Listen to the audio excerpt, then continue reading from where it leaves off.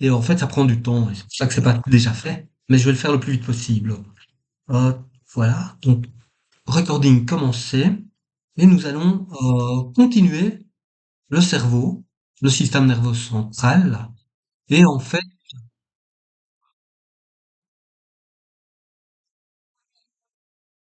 non, chez certains personnes non, c'est le système nerveux central, le système nerveux. Le système urinaire, on l'a fait, hein. Ah, on a fait le système excrétor, le système excrétor, le système génital, le système endocrinien, le système lymphatique, et on a fait les... Oui, lymph endocrinien,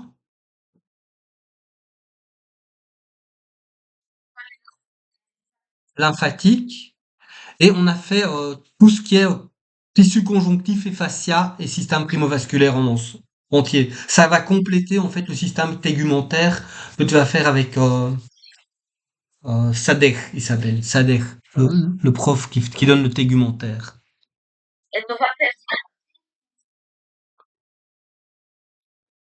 Écoute, je vais pas compter le nombre de systèmes, mais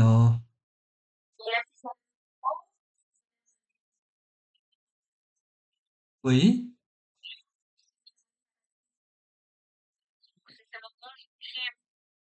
ça, oui, conjonctif facial et primo-vasculaire. 5, système nerveux 6. Alors,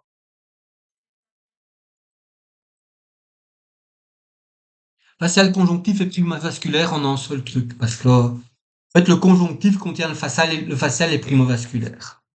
Et en fait, c'est en complément du système tégumentaire que va couvrir SADC.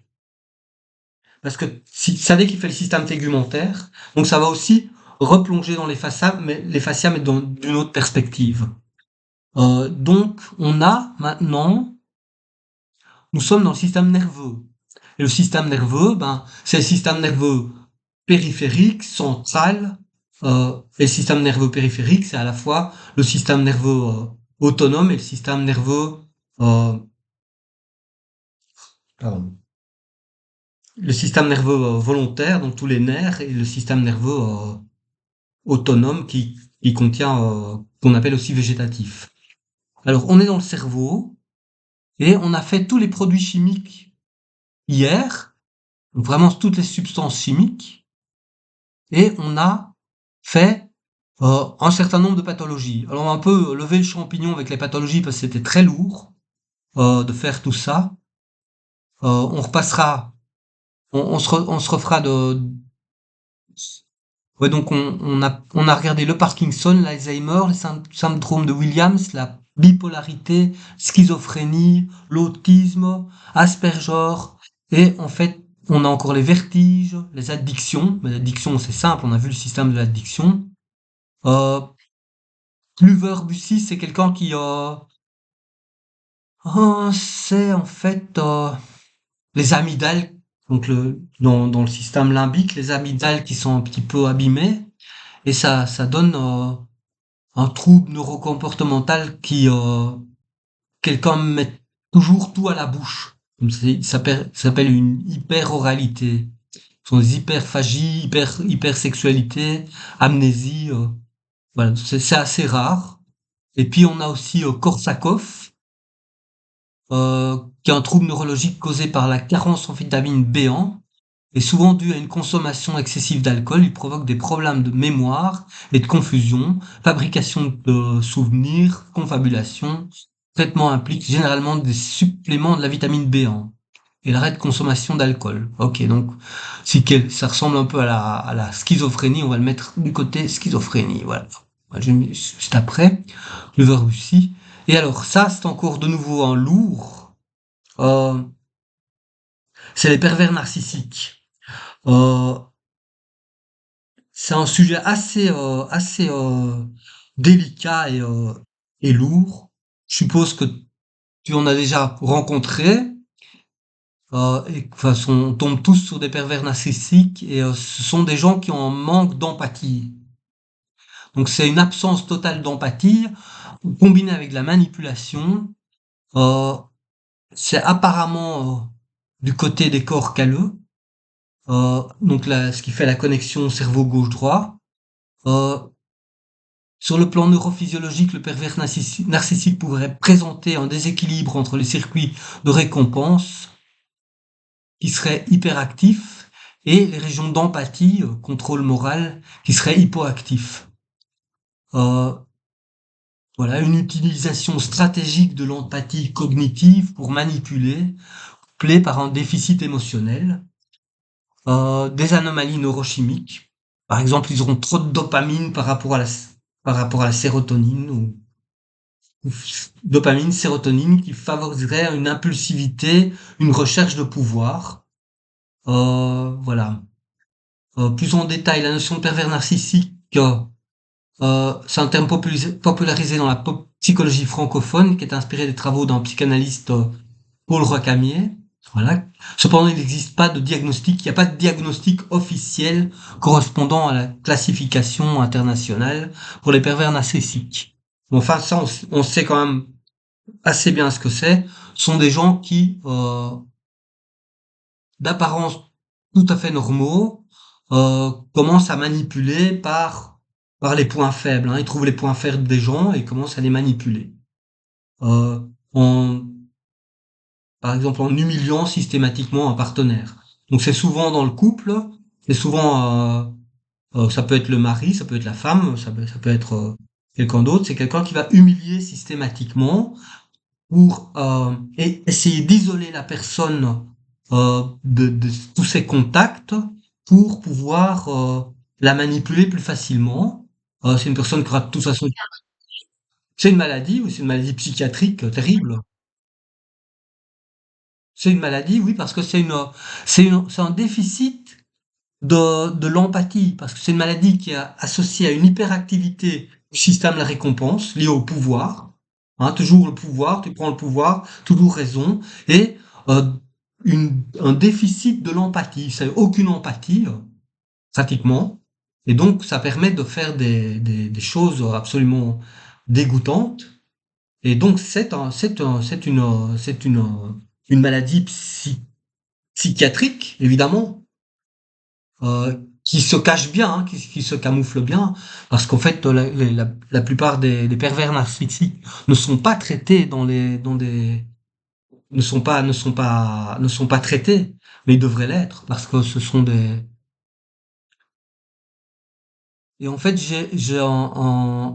ici, j'ai mis sur Instagram quelque chose, parce que il y a un spécialiste qui s'appelle pas Frédéric Riberson, et qui parle beaucoup de ça, et qui donne beaucoup de conseils parce qu'en fait, souvent, euh, lorsque quelqu'un a affaire à un pervers narcissique, c'est une terrible chose parce que la personne va souffrir énormément. La personne qui est victime d'un pervers narcissique ou d'une perverse narcissique va souffrir énormément puisqu'elle va toujours... C'est une personne qui va demander d'être... Il y a cette espèce de cycle victime, bourreau, sauveur.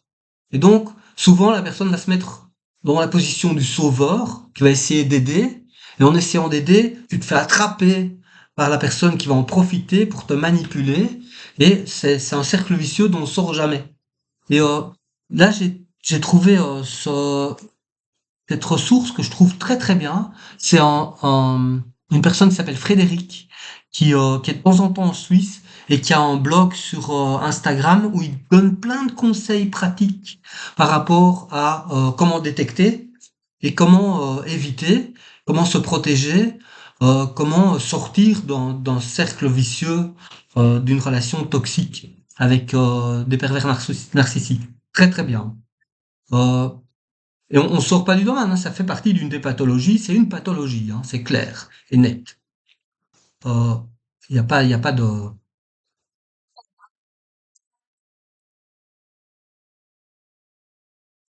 Ouais, bon voilà, c'est pas parce qu'il y a pas de médicaments que c'est pas une pathologie, hein, c'est ça.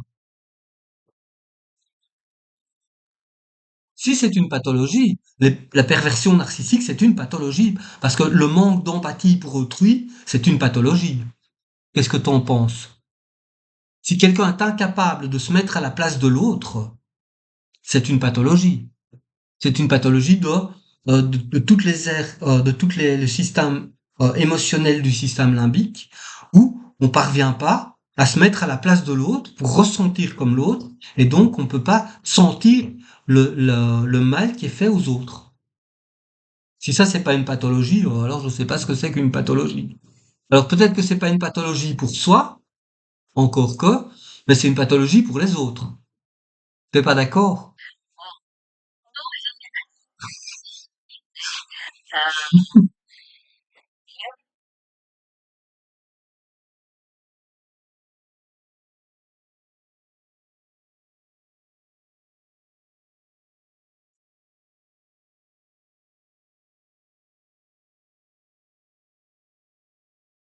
Oui.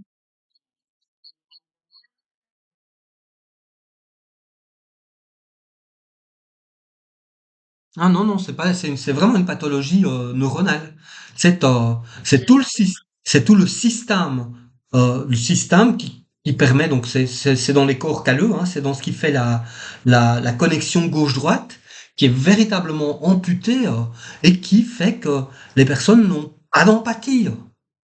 Alors, comme ils n'ont pas d'empathie, donc l'empathie étant cette capacité de sentir ce que ressent l'autre et de se mettre à sa place un minimum pour faire attention à ne pas lui faire de mal, eh bien ça, en fait, on comprend. C'est le fait de ne pas ressentir, c'est pas le fait de comprendre. En fait, les pervers narcissiques savent très bien quand ils font mal, mais ils ne ressentent rien. C'est ça qui est dégoûtant. Bref. Oui. On va continuer avec. Donc c'est pour ça que j'ai mis ce truc-là parce que je trouve que comme c'est un phénomène de société et justement comme tu le dis, dans les souvent dans les consultations de type bah voilà de naturopathie, tu vas trouver des gens qui normalement devraient aller voir un psy, mais ils osent pas. Alors ils vont voir quelqu'un qui va leur faire un petit massage, un petit guili-guili, alors qu'en fait il leur faut un psy, tu vois. Donc c'est bien de le détecter, et c'est bien de comprendre qu'est-ce qui va pas, et d'essayer de voir comment on peut. Enfin, je trouve, hein, enfin c'est...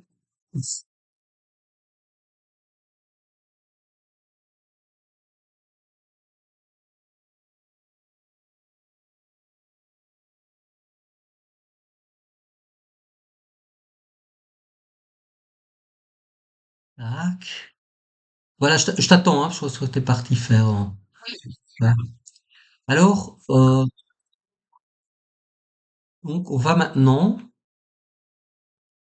quitter un peu le domaine des pathologies, c'était très lourd, et on va s'intéresser... allez, on va faire la nutrition. Parce qu'après on va faire la nutrition. Euh, qu'est-ce qui est bon pour le cerveau? Qu'est-ce qu'on a besoin? Pourquoi? Alors, on a déjà vu, hein, que dans les quand on avait la bipolarité, il y a un très beau diagramme ici. On a déjà vu que ben il faut bien prendre des minéraux, hein. Que le lithium, c'est très bien, le magnésium, le sélénium, le zinc, tout ça c'est excellent. Donc tous ces petits métaux là, c'est bon parce que ça permet de déclencher le BDNF, excellent. Excellent. Voilà, donc on sait que l'iode, le lithium, le magnésium, le sélénium, le zinc, c'est excellent. Et puis, on a vu ça hier. Euh, et puis, en fait, on peut regarder aussi quels sont les acides aminés sont bénéfiques. Et, attends, je vais prendre un truc comme ça ici. Voilà. Oui, on a vu les acides aminés. Maintenant, quels sont ceux et comment ils sont utiles pour pour l'alimentation, pour la nutrition du cerveau? Et quels sont les conseils nutritifs par rapport au cerveau? Euh, pardon, excuse-moi.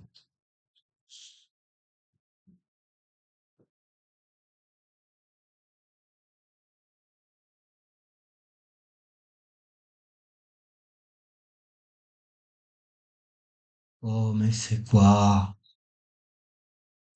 Pardon. J'ai des problèmes de mon ordinateur. fait- Voilà. Alors, ça ce sont les acides aminés qui sont vraiment importants. Euh, on va commencer avec le plus simple, la glycine, parce que c'est bon pour les récepteurs NMDA. Deuxièmement, l'histidine, ah, ça va, c'est très bon pour lutter contre l'anxiété et le stress et pour améliorer le cycle sommeil-éveil et aussi pour améliorer la mémoire. Donc histidine, très bon. Arginine, euh, comme il contient de l'acide, un précurseur du NO, il va réguler le glutamate, la dopamine, le GABA. Donc il a des rôles sur sur la plasticité synaptique. Youpi, on prend. La lysine, très bon pour la prolifération des cellules et leur différenciation. Impeccable. C'est bon pour le glutamate et l'adrénaline. La valine, c'est bon pour le glutamate. Et pour les astrocytes, excellent. La leucine régule l'appétit, la faim, aide à réguler euh, l'énergie du cerveau. C'est une source de corps cétonique très nécessaire. Allez, on emballe. L'alaline, c'est bon pour le GABA. La méthionine, c'est très bon parce que ça produit du soufre. Donc c'est un acide aminé soufré, c'est excellent pour le brin, pour le cerveau et surtout pour la circulation, pour l'oxygénation et la circulation. Parce que euh, il y a des études récentes qui montrent que les protéines qui, qui tapissent l'endothélium des capillaires sanguins dans le cerveau sont très riches en protéines soufrées et qui servent à la fluidité de la circulation des globules rouges. Excellent, on y va. La tyrosine, source de dopamine, de norépinéphrine et d'épinéphrine. Voilà, c'est bon pour la mémoire de travail. La sérine, euh, c'est très bon pour réguler le glutamate, la glutamine, un précurseur du glutamate et du GABA et de l'aspartate. Excellent. Et le tryptophane, ça aide au sommeil. C'est une source de sérotonine et de mélatonine. Super. Chouette. Ça, c'est de la bonne nourriture pour le cerveau. Mais si on regarde d'une façon euh, plus pratique, plus concrète, une,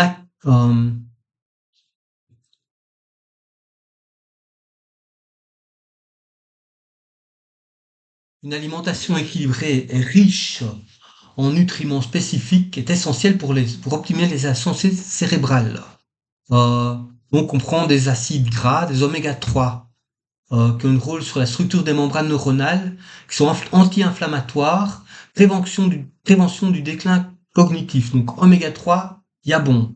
Les sources d'oméga 3, le saumon, le maquereau, les sardines, les noix, les graines de lin et de chia. Euh, on peut prendre des antioxydants comme la vitamine C, les vitamines E et les polyphénols. Ça lutte contre le stress oxydatif. Hein, ça peut être une prévention contre l'Alzheimer et le Parkinson. On va trouver ça dans les baies de myrtille, de framboise, dans les agrumes, les légumes verts, les épinards, les brocolis, le curcuma et le thé vert. Ah ben chouette, je bois du thé vert. Tiens. C'est déjà un point. Alors, tac tac tac. Alors ensuite, la vitamine B, B9, B12, B6, en rôle dans les neurotransmetteurs, la réduction de l'homocystéine toxique pour les neurones. Les légumineuses, les œufs, la viande, les légumes à feuilles sombres, les épinards, euh, la choline, on va la production c'est de l'acétylcholine, euh, ça va jouer un rôle dans la mémoire et l'apprentissage. On va trouver ça dans les œufs, dans le jaune d'œuf, le foie, le soya, le magnésium et le zinc, régulation de l'influx nerveux, protection contre la neuroinflammation. On va trouver ça dans les noix, dans les graines de courge, dans le chocolat noir. Il y a du chocolat noir. Ouais. Épinards. Dans le chocolat noir, donc qui a peu de sucre, donc plus de 70%. Le rôle synthèse de dopamine. Euh,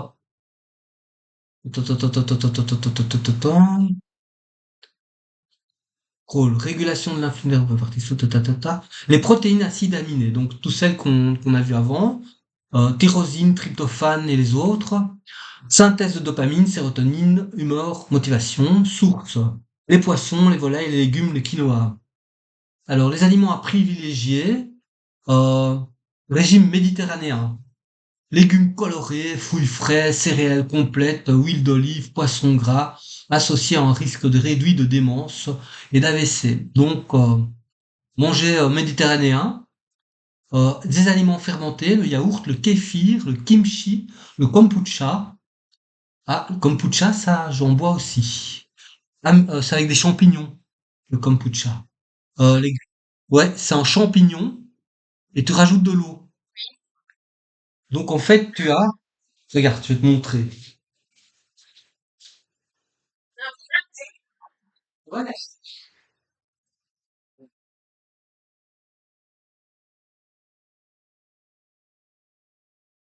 ouais, c'est des énormes champignons, tu vois?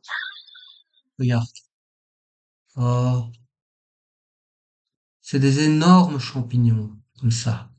Regarde. Hop. Tu les mets dans un grand bocal, tu mets de l'eau, le champignon c'est son boulot, et puis et de temps en temps tu vides ça à travers un filtre, hein, et tu mets ça dans une bouteille, et ça fait du kombucha. Ouais, ouais, t'en bois. C'est bien, presque plus, mais attends. Voilà. Et c'est un peu acide comme ça ressemble un peu au jus à la Fulshore, là. Comme ça, tu vois, tu mets ça dans, et tu bois du kombucha et c'est très bon. Et c'est gratuit parce que tu rajoutes juste de l'eau. Tu mets les champignons comme ça, ils font leur taf et tu rajoutes de l'eau de temps en temps. Et après tu filtres. Et voilà, c'est tout. C'est simple. Alors le kombucha, alors c'est pour attends, action aliment privé. Ah, attends, c'est pas ce qu'appelle là. Ah, c'est en Suisse. Allô, allô, allô, allô, allô, allô. Bon. Allô, allô. Oui.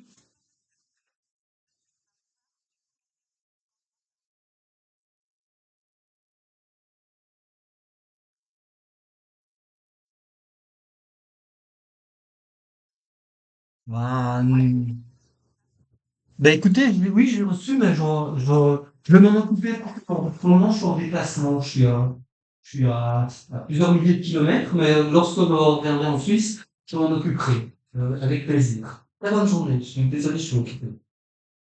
Au revoir. Ouais. C'est la journée, hein. C'est la journée, c'est la journée des casse-pompons. Alors je te dis pas, voilà, on y va. On va. Donc, le kombucha, c'est en fait, oui, c'est améliore le microbiote intestinal lié à la santé cérébrale via l'axe intestin-cerveau. Ça, il faut aussi qu'on en parle. C'est qu'en fait, il y a beaucoup de relations. Donc, on a le cerveau entérique et le cerveau central. Ils communiquent par le système nerveux autonome. Mais, donc en fait, ils sont pas en connexion directe. Hein. C'est pas ton cerveau qui va dire digère-moi ceci. C'est ton système digestif qui va digérer lui-même. Mais la composition de ta microbiote dans le tube digestif, elle va influer sur sur ton cerveau. Par exemple, il y a des dépressions qui sont essentiellement dues au microbiote. Le microbiote n'est pas bien, il provoque des dépressions. Très simple. Donc en fait, le, comme le kombucha c'est un champignon, tout ce qui est champignon c'est excellent. Les champignons c'est un peu le système, c'est un peu l'internet du tube digestif. C'est l'internet de tous nos parasites, puisqu'ils ont des mycéliums qui circulent partout en fait. Donc c'est excellent. Et donc ça va rectifier le microbiote. Et puis les graisses sont très bonnes, hein, des graisses d'avocat, les noix, les huiles de coco. L'huile de coco, c'est très bon, mais c'est très cher. Source de cétone, carburant alternatif pour le cerveau. Les corps cétoniques, c'est très nécessaire. Ah, voilà, tu vas trouver ça dans l'huile de noix de coco. Donc, c'est tous ces, malheureusement, je trouve c'est vraiment cher quand tu vas à la Migros et que tu regardes, c'est vraiment pas possible, quoi. C'est vraiment très cher. Et puis l'hydratation, c'est très bon parce que le cerveau est composé à 75% d'eau par rapport au reste du corps qui est composé à 50 à 60% d'eau. À 60% d'eau. Donc on a vraiment beaucoup plus humide dans le cerveau que le reste du corps. Euh, et donc il faut boire 1,5 à 2 litres d'eau par jour.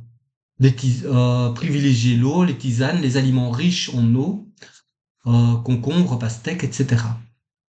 Alors, les aliments à limiter ou à éviter, c'est le sucre raffiné, donc tout ce qui est sucre, parce qu'il favorise l'inflammation et les pics de glycémie liés au déclin cognitif. Donc, pic de glycémie, déclin cognitif. Les graisses trans, donc tout ce qui est plat industriel, friture, parce qu'ils endommagent les vaisseaux sanguins cérébraux. L'excès d'alcool, parce qu'il est neurotoxique à haute dose, provoque la dégénérescence neuronale. Les additifs, les additifs artificiels, que ce soit les colorants, les conservateurs, parce qu'ils perturbent le microbiote et la barrière hémato-encéphalique. Donc la barrière hémato-encéphalique, c'est très important. Et donc ça peut être affecté par justement les additifs artificiels dans l'alimentation. Alors, quelles sont les stratégies complémentaires? Les jeûnes intermittents qui stimulent l'autophagie, le nettoyage cellulaire, et la production de BDNF, ce fameux Brain Derived Neurotrophic Factor, le BDNF qui favorise la synaptogénèse et la croissance des neurones et la neuroplasticité. Éviter les régimes extrêmes.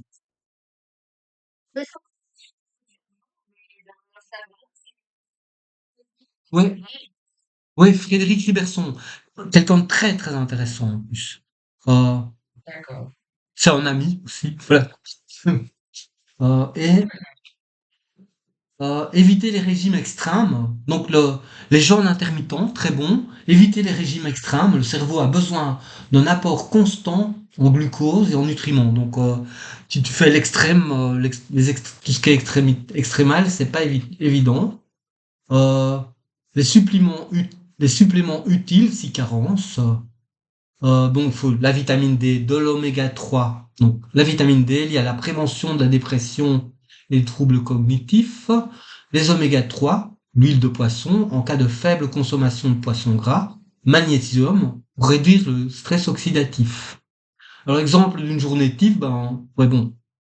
Euh, en résumé, oméga 3, antioxydants, vitamine B, aliments non transformés, riche en fibres et en probiotiques, équilibre glycémique et hydratation optimale, limitation des toxiques, sucre, alcool et additifs. Voilà, en gros. Et encore un dernier petit schéma lié à l'alimentation, à la nutrition du cerveau, enfin la nutrition bénéfique au cerveau, on va pas manger avec son cerveau. Ça, c'est encore autre chose, évidemment. C'est encore un autre aspect. Ici, c'est si on regarde au niveau de la cellule elle-même, hein, le neurone, bah, en fait, tu vois que pour euh, la B9, B12, B6 et les riboflavines et la B3 sont bons pour le métabolisme homocystéine. Pour le métabolisme de l'énergie, la vitamine B, l'acide lipoïque, le coenzyme Q10, le fer et le manganèse.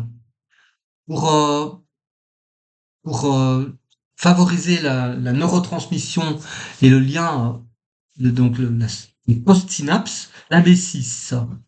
Pour, euh, pour la circulation sanguine, pour optimiser la circulation sanguine, euh, c'est les polyphénols et les flavonoïdes. Pour l'intégrité de la membrane, DHA, EPA, vitamine C, vitamine E, polyphénol et flavonoïdes. pour l'impulsion nerveuse, pour la propagation de l'impulsion nerveuse, DHA, B9, B12, thiamine et fer. Pour la croissance des neurones, vitamine D, polyphénol et flavonoïdes. Voilà, encore un schéma qui vient compléter les autres pour indiquer un petit peu ce qui est bon pour les bonnes sources euh, pour la santé du cerveau. Maintenant, on va euh, faire, on va s'occuper du gros d'aujourd'hui. Et je te demanderais bien, si tu me le permets, de faire vite mon petit truc que je dois faire, administratif, et on fait la pause comme ça parce que le gros, c'est ce qui va venir maintenant. Et j'ai besoin d'être débarrassé de ce problème pour pouvoir le faire, parce que sinon, je vais pas pouvoir me concentrer pour te le donner. J'ai besoin de 15 minutes, 20 minutes maximum. Oui, d'accord, d'accord, ça va. À tout de suite. À tout de suite, à 9h30. Ciao.